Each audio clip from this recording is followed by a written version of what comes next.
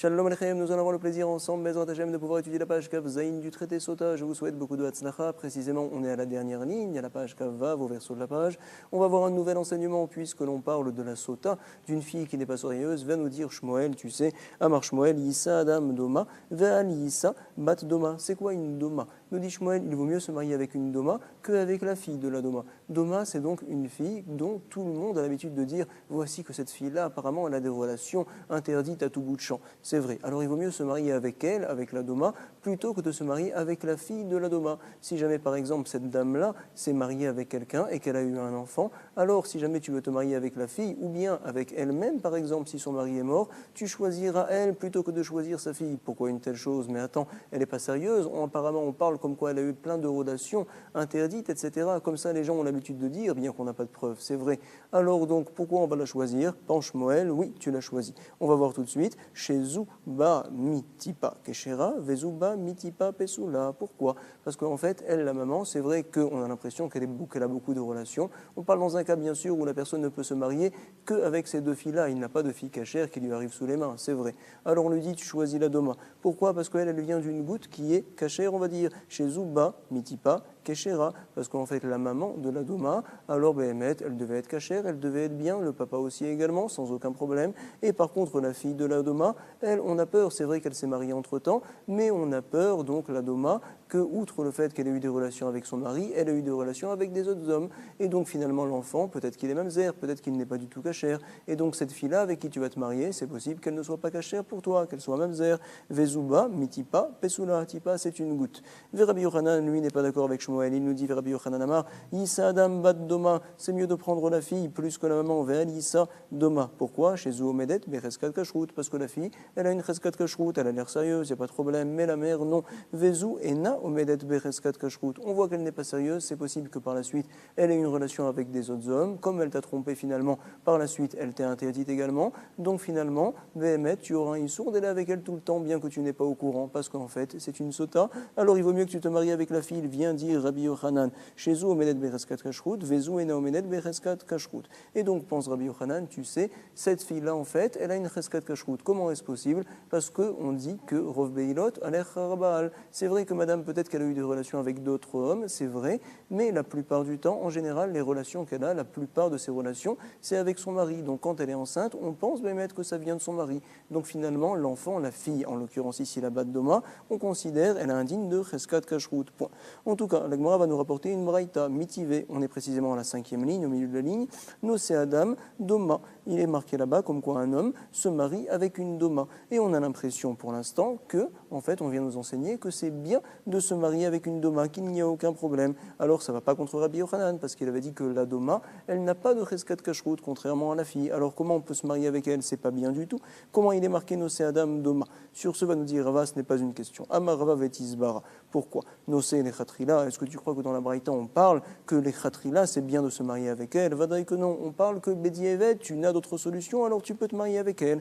Et là, Imnassa, on parle ici que si jamais il s'est marié, eh ben bon, c'est bon, le mariage, il est quand même considéré comme étant bon. Bien qu'on la sent pas très sérieuse celle-là, mais quand même, on n'a pas de preuve, alors on te dit, vas-y, garde-la, de toute façon, tu n'as pas d'autre solution. Point.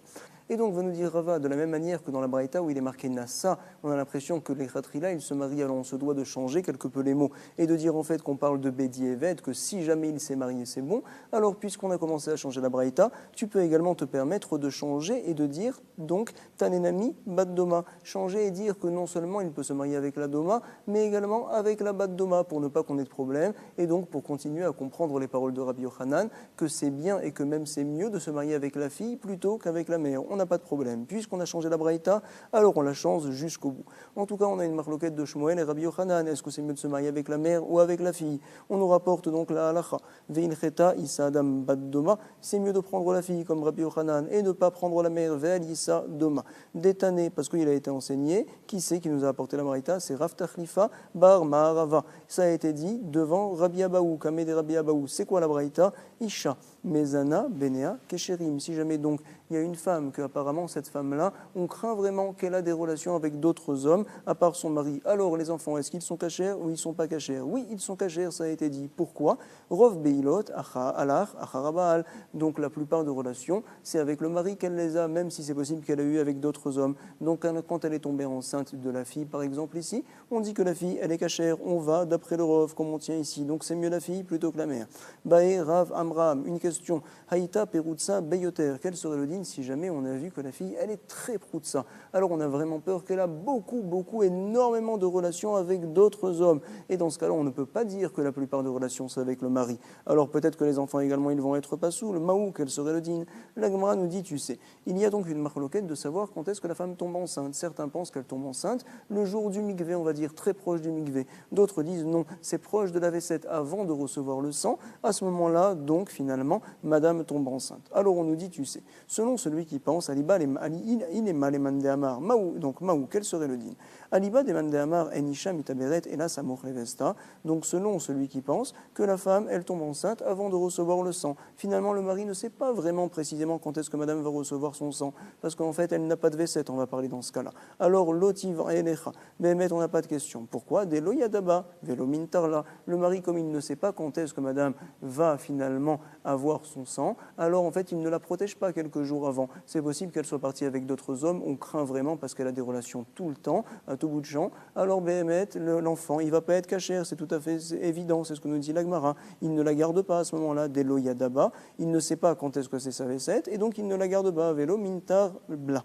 Par contre, quelle est la question au sujet du Mandéamar, qui tivra lecha, selon celui qui pense que madame tombe en général enceinte, donc quand elle va au migvé, au moment du migvé, Aliba, des Mandéamar, Enisha, Mitaberet, Ela, Samour, Letevilata. Maï, quel serait le din? Puisque le mari, il sait qu'à ce moment-là, elle peut tomber enceinte, alors au moins dans ces jours-là, il la garde, donc finalement, on dira que l'enfant, il est cachère. Qui van, c'est ce que l'on dit ici, Deyadaba, puisque finalement, il sait comme quoi madame, alors à ce moment-là, elle peut tomber enceinte, il sait qu'elle est partie au mikvé, alors il la garde, naturé, mintarla, ou bien peut-être que non, odilma, qui van des perutsa beyoter, puisqu'elle est paroutz complètement, alors il ne peut pas y faire attention, l'eau, et finalement on va dire l'enfant, il ne veut pas être cachère. C'est une bonne question, teiko, on reste dans la question, on continue. Nous sommes aux deux points, et on avait dit dans la Mishnah, veilou chez Beddin, etc., que des fois le mari ne peut pas prévenir sa femme, alors le Beddin va le faire à sa place. Par exemple, si jamais le mari est sourd-muet, si jamais le mari est fou, ou bien si jamais on avait rapporté, on avait dit il est sharamoum, à savoir que en fait il a une déprime très très grande et donc il est enfermé sur lui-même, il n'arrive pas à avoir des contacts avec les autres gens tout simplement. Alors là c'est le beddin qui fait le travail, qui prévient madame, on avait dit là-bas bien sûr, et le beddin prévient madame. Et donc à quel sujet le beddin va prévenir madame? Au sujet du fait que si jamais madame vient à s'enfermer, qu'elle n'écoute pas, madame désormais sera interdite à son mari et que également elle va perdre l'actuba quand le mari va la divorcer. Par contre, ça ne veut pas dire qu'on va la monter au Beth Amikdash et qu'on va la faire boire les eaux. Non, à ce sujet-là, il faut, comme ça comprenait la Gemara, que le mari vienne à prévenir madame et que si jamais c'est le Beddin qui prévient madame, ça ne marche pas, on ne la monte pas au Beth Amikdash, comme ça on avait dit. Rabbi aussi, on va le voir tout de suite, n'est pas tellement d'accord à un point précis.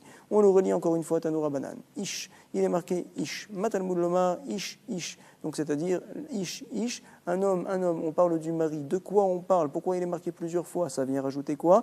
Les rabot, Eshet, Cheresh, Veshet, Shoté, Veshet, Shirmoum. Pour nous dire, tu sais, même quand ce Ish-là, ce mari-là ne veut pas prévenir, alors, par exemple, si madame est mariée avec un sourd-muet, ou bien avec un fou, ou bien avec un Shirmoum, comme on a dit, ou bien, par exemple, si le mari est parti loin, en outre-mer, Veshet, Alarbala, le Medina Tayam, alors le Beddin vient à remplacer, ou bien si jamais monsieur, il est enfermé en prison, Veshaya, Chavouch, Bebet, Asourim. Alors, chez Beddin, Mécanin, la haine, on apprend que le Beddin, ils sont mécanés la femme. Attention, ne viens pas t'enfermer. Les poslan, miktubatan, elle n'écoute pas, elle perd sa ktuba. C'est vrai.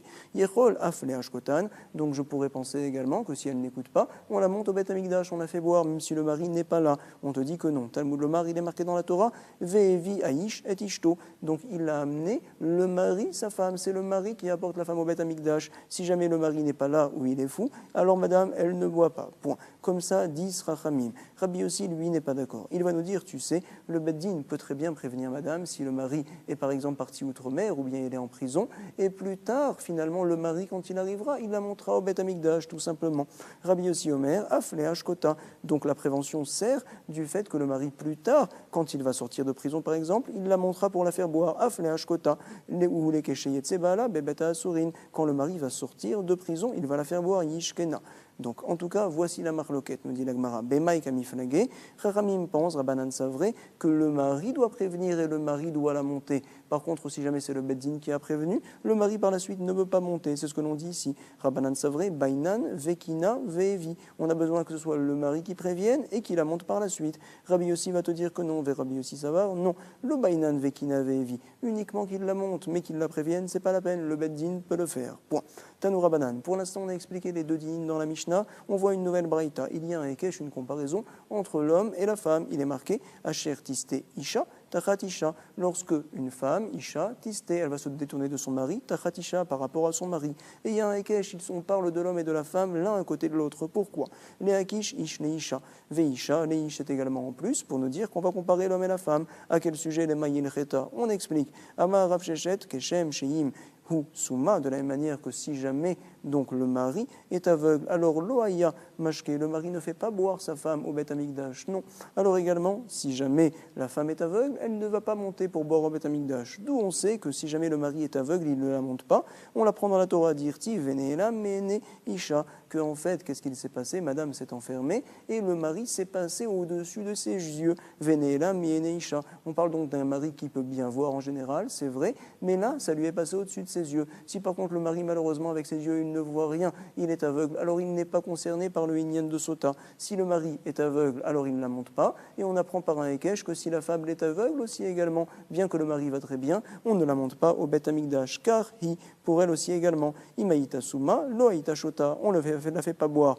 Le Ekesh, la comparaison, on l'utilise également pour autre chose. Ravashi Amar, Keshem, She, Rogeret, Rokrigeret ve Gidemet, Loaïta Shota, de la même manière qu'une femme qui ne peut pas se tenir debout et marcher, elle a des problèmes dans ses jambes, ou bien également qui a les bras coupés. Alors cette fille-là, elle ne boit pas, on ne la monte pas au Beth Amikdash pour boire, on la prend en effet du Passouk, Dirtiv, elle est marquée dans la Torah, Vehemi da Kohen, le Kohen va faire tenir madame, ça veut dire qu'elle se tient sur ses jambes, et Aïcha, cette fille-là, devant Hachem, Lifne Hachem, et il lui met entre ses mains le Korban Mincha, Venatan al-Kapea, on parle d'une femme qui a des jambes et qui a des mains, alors donc si elle n'en a pas, elle ne monte pas au Beth Amikdash pour boire, et pareil, comparaison pour le mari, car si jamais il n'avait pas de jambes, ou bien ses jambes, elles ne tenaient pas du tout, et ses bras, il n'avait pas de bras, par exemple, alors ça y est, il n'y a pas de digne de sota, car imaya riger, ou bien il était guidem, au guidem, lo haya mashke. Point.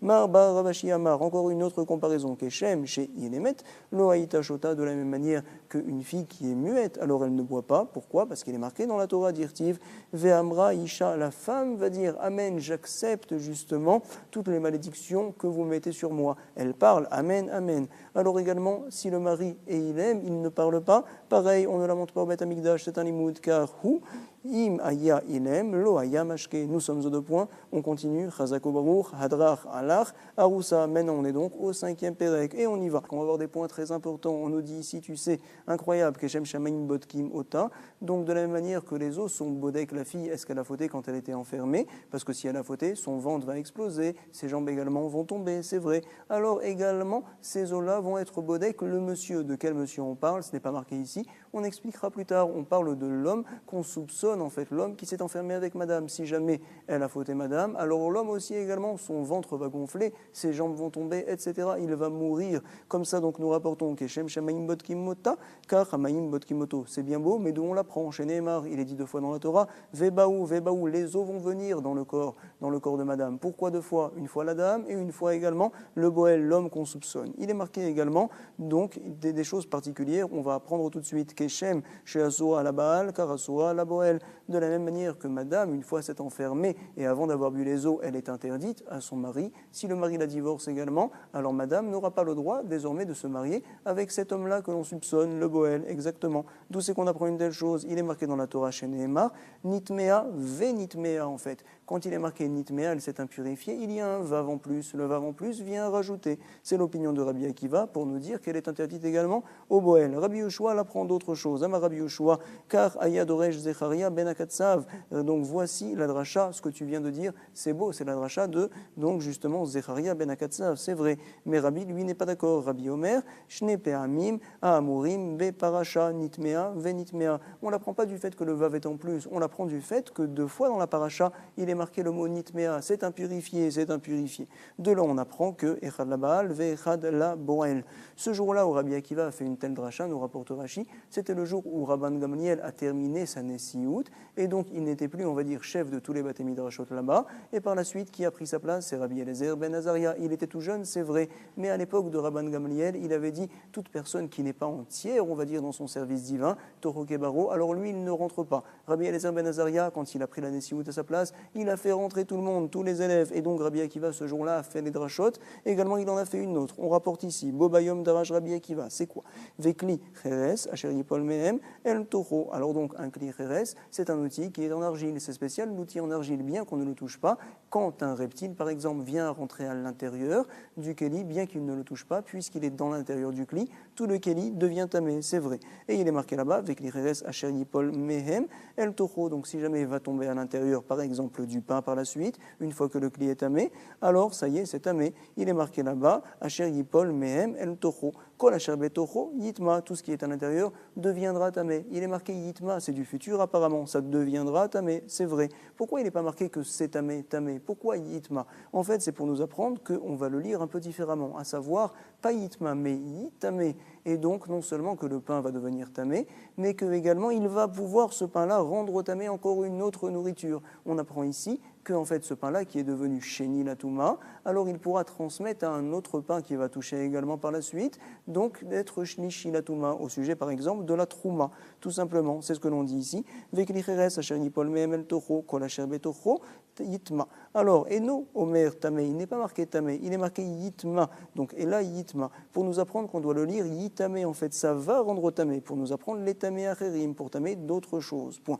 Limed Al Kikar Sheni, pour nous apprendre que le Kikar, qui est devenu ce bout de pain-là, Sheni Latouma, parce qu'il est rentré à l'intérieur du Keli, c'est vrai, il peut rendre tamé encore un autre pain qui va lui-même devenir Shlishi par la suite. Donc Shemetamé est à Shlishi. Et sur ce, a dit Rabbi Yoshua, Amar Rabbi Yoshua, mi égalé Afar Me'ainecha, Rabbi Yochanan ben Zakkai, qui c'est qui va retirer le Afar, on va dire, à la terre de tes yeux, Rabbi Yochanan ben Zakkai. Pourquoi? Qu'est-ce qu'il disait, Rabbi Yochanan ben Zakkai? On doit savoir que c'est un grand Tana, et toute la Torah, il l'avait entre ses mains, Rabbi Yochanan ben Zakkai. C'est vrai, mais lui, il disait, chez Hayita Omer, donc Rabbi Yoshua lui dit, mais attends, toi, tu disais tout le temps que Atid Dor Acher, une génération plus tard, viendra, et donc, qu'est-ce qu'elle dira, cette génération-là? Elle dira comme quoi, l'Etaer Kikar Shlishi, qu'il n'y a pas de tam de Touma au sujet du Kikar Shlishi, du bout de pain, il ne devient pas Shlishi la Touma. Chez El Lomikra Minatora, tu disais pourquoi? Parce qu'il n'y a pas de pasouk dans la Torah, donc Behemet, ils viendront à dire que c'est Taor finalement une telle chose. Chez El Lomikra Minatora, chez Outamé, il n'y a pas de pasouk qui montre que c'est Tamé.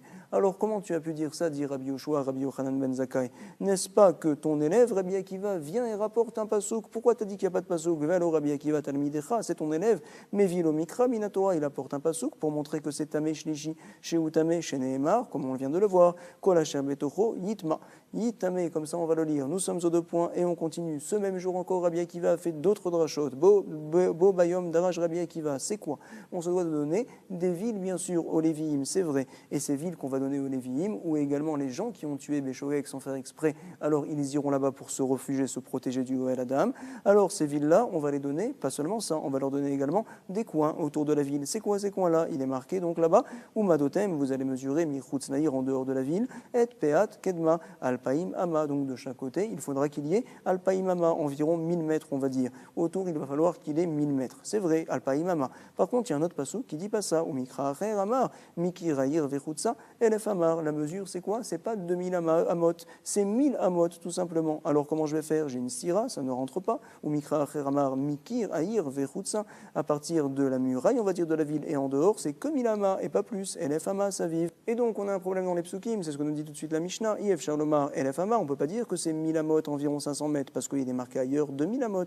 Shekvar Nehemar Alpaim Ama, et on ne peut pas dire également à l'inverse, Viev Charlomar Alpaim Ama. Pourquoi? Parce qu'il est déjà dit, Shekvar Nehemar Elef Ama. Comment on règle le problème? C'est 1000 amot ou 2000 amot? C'est environ 500 mètres, ou bien c'est 1000 mètres qu'on doit leur laisser autour de la ville? On l'explique. Haketsat, pourquoi il est marqué ces deux mesures-là? Pense Rabbi Akiva, pour nous dire Elef Ama, environ 500 mètres, nous dire que c'est un migrache en fait, c'est un terrain vide que l'on va laisser autour de la ville pour les Lévi'im. Et pourquoi on parle de Alpaïmama? C'est autre chose complètement. On parle là-bas du Troum Shabbat, vers Alpaïmaba, Troum Shabbat, pour nous dire que toute personne dans la ville, elle n'a pas le droit de sortir en dehors donc des 2000 amot qui entourent la ville, en dehors des 1000 mètres, on va dire, qui entourent la ville, même si elle ne porte rien entre les mains. Je pense, dit Rabbi Akiva, que ce principe-là, il est minatora. C'est vrai. Mais en tout cas, Rabbi Eliezer, Beno, Shen Rabbi Yossi Aglili, n'est pas d'accord. Il pense que ce principe-là n'est pas minatora, le Troum Shabbat, c'est vrai. Et donc, il va faire un limoud différent du problème que l'on a ici tout de suite. Qu'est-ce qu'il nous dit?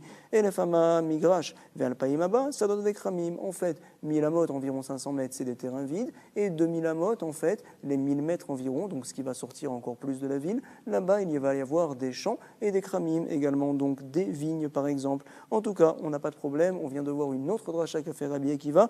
Et il y en a encore une autre. Bobayom daraj Rabbi Akiva. C'est quoi? Il est marqué dans Shemot, dans la Torah, Az Yashim Moshe Ovnei Israël, et Ashira Azot, Lachem Vayomru, les morts. Bien sûr, on le lit tous les jours, qu'ils ont chanté Moshe et les enfants d'Israël, et ils ont dit en disant. Pourquoi c'est marqué deux fois une telle chose? Shen Talmud Lomar, les morts. Pourquoi il est marqué en disant les morts? Je ne comprends pas. Ou Ma Talmud Lomar, les morts. Pourquoi il est dit les morts en fait? Ça vient nous apprendre quelque chose. Melamed, Shayu Israël, Onin Shira, Acharav, Shen Moshe, pour nous dire qu'il y avait deux paroles en fait, et que le Ham Israël, il disait un chant après Moshe Rabbeinu. Al-Kol Davar Vedavar, qui est Korinata Halel, de la même manière que quand on dit le Halel, alors le Shaliar Tzibour il dit Hodou Lachem, et après nous on répète Hodou Lachem, etc.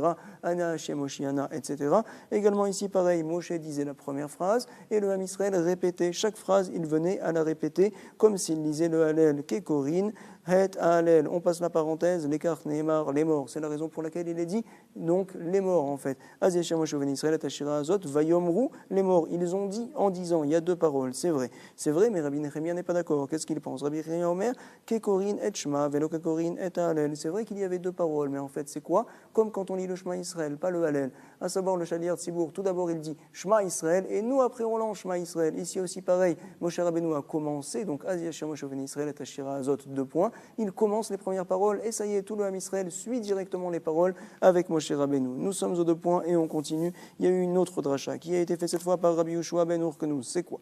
Bo bayom daraj Rabbi Yoshua ben Urkenus. Lo avad Iyov et Akadosh Baruch Hu ela me'ava. Iyov qui a eu de grandes souffrances, c'est vrai. Il a servi Hachem par crainte de Dieu ou bien par amour d'Akadosh Baruch Hu. On va le voir tout de suite. Il a servi par amour, vient nous dire le Tana. D'où c'est qu'on l'apprend? Chez Nehemar, il est marqué dans Iyov. Hen yikteleni. L'eau et Yachel, donc même s'il viendra me tuer, dit Iyov, l'eau et Yachel, envers lui, je vais donc m'accrocher, je vais rester quand même accroché avec lui, je vais être avec lui et Yachel, et je vais lui faire confiance complètement. Ah, tu vois que même s'il me tue, alors je vais lui faire confiance, je vais être avec lui, ça c'est de l'amour, incroyable. Ve'adayin adavar shakul, Behemet, on ne sait pas vraiment comment lire le pasouk, parce que si jamais je lis le pasouk, hen yikteluni, l'eau et Yachel, lamed vav, ça veut dire que l'eau envers Hachem, je vais être Yachel, je vais m'accrocher, c'est vrai, mais on peut le lire avec la négation, lo et yachel, lamed, aleph, et tout simplement.